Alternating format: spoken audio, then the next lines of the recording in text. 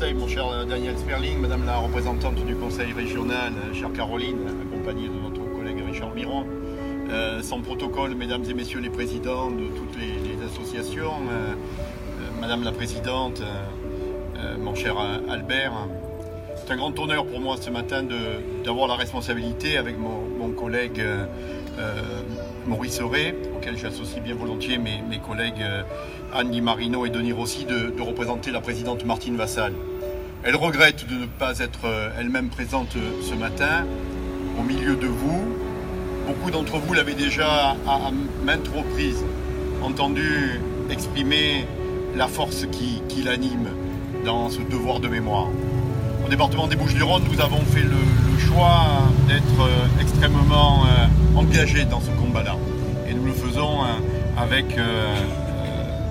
cet établissement dont tu as cité à l'instant les mérites. Je veux parler du camp d'Émile dont je salue la présence d'une de ses représentantes.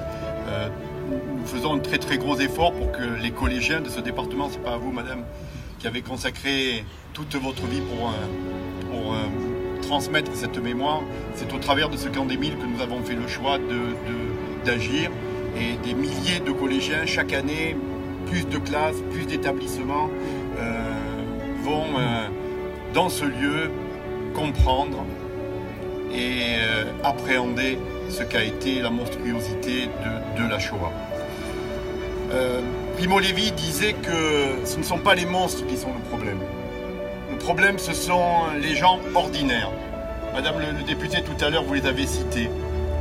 Quand par une journée d'octobre, ils sont venus dans ce quartier qui ne ressemblait absolument pas à ce qu'il est aujourd'hui, nous étions dans un écrin de verdure aux portes de cette ville de Marseille.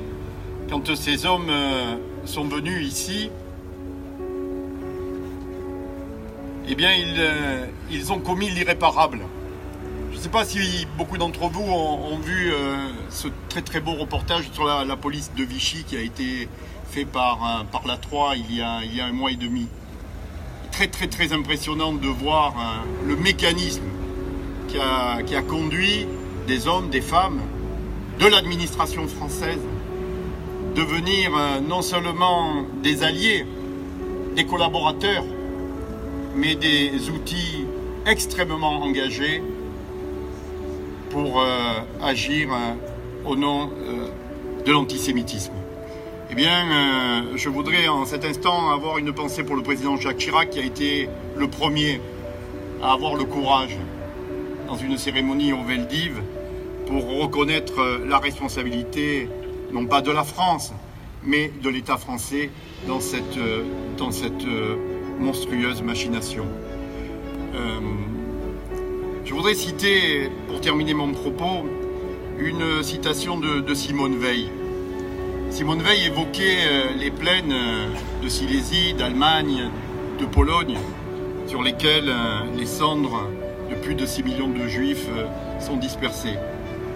Et elle disait le poids effrayant du vide que l'oubli n'a pas le droit de combler et que la mémoire des vivants habitera toujours. Je voudrais remercier chacune et chacun d'entre vous, d'abord pour être venus ce matin, et puis les organisateurs pour nous avoir permis d'être là.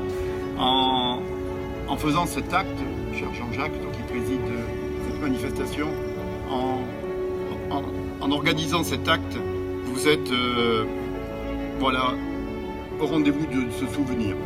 Je voudrais terminer mon propos en disant qu'il faut être digne de l'évocation du nom de ces enfants.